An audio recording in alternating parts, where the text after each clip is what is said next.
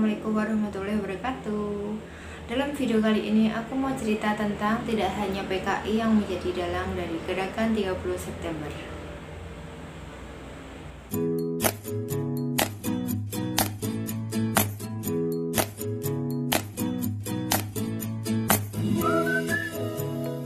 Mungkin teman-teman yang menonton video ini, saya tidak bermaksud untuk membela PKI sebagai partai yang terlarang di Indonesia, tidak.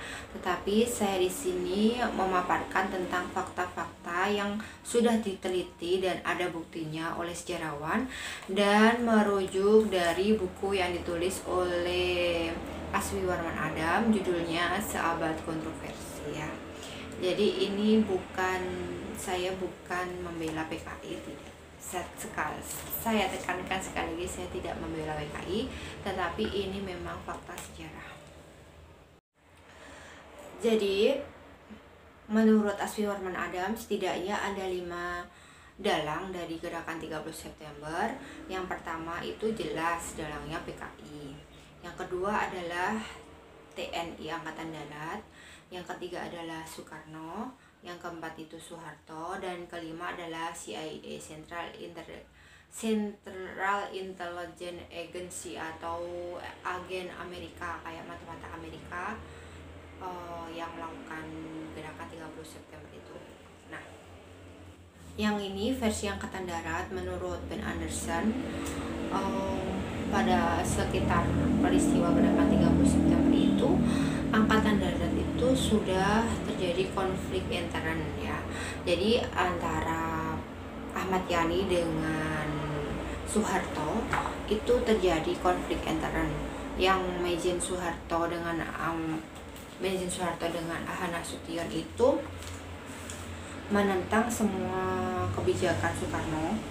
Kemudian kalau Ahmad Yani itu mendukung kebijakan Soekarno, tetapi Ahmad Yani dan kawan-kawan yang dibunuh di dalam lubang buaya itu menentang kebijakan Soekarno tentang masalah PKI. Jadi memang sudah ada peristiwa atau konflik di dalam tubuh Angkatan Darat.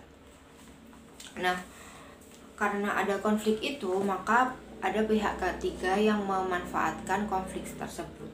Seperti itu. Yang mengatakan fakta bahwa Soekarno terlibat itu bahwasanya Soekarno ini ingin melenyapkan tokoh Angkatan Darat, melenyapkan oposisi ya di tubuh Angkatan Darat ya. Makanya ada peristiwa gerakan 30 September itu, karena memang Soekarno itu lagi ada intrik masalah itu. Bahwa dalang dari gerakan 30 September itu adalah CIA, itu diungkap oleh George Cahin ya, Truman Cahin, bahwasanya CIA itu pada tahun itu kan memang terjadi perang dingin. Ingat ya, perang dingin antara Amerika Serikat dan komunis Soviet. Soekarno itu lebih condong ke komunis. Oleh karena itu keadaannya Soekarno di kancah dunia itu sangat meresahkan Amerika. Kemudian untuk melemahkan kekuatan Soekarno, jadi Soekarno akan digulingkan secara secara lembut gitu. Nah, ini ada hubungannya dengan CIA. Mengapa Cahin mengatakan seperti itu? Karena pemberontakan PRRI dan Permesta pada tahun-tahun sebelum gerakan 30 September ini meletus, itu juga ada keterlibatan CIA, seperti itu ya. Nah, untuk dalangnya adalah Soeharto, karena tadi Soeharto kan berselisih paham dengan Ahmad Yani. Jadi mereka tuh konflik seperti konflik juga, konflik kekuasaan. Nah, pada saat gerakan 30 September ini, Soeharto, presiden kedua ya, Soeharto ini yang paling diuntungkan dari gerakan 30 September. Kenapa? Karena gerakan 30 September itu menghanguskan atau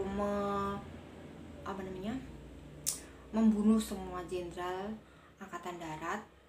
Kemudian Soeharto bisa naik ke jabatan yang lebih tinggi.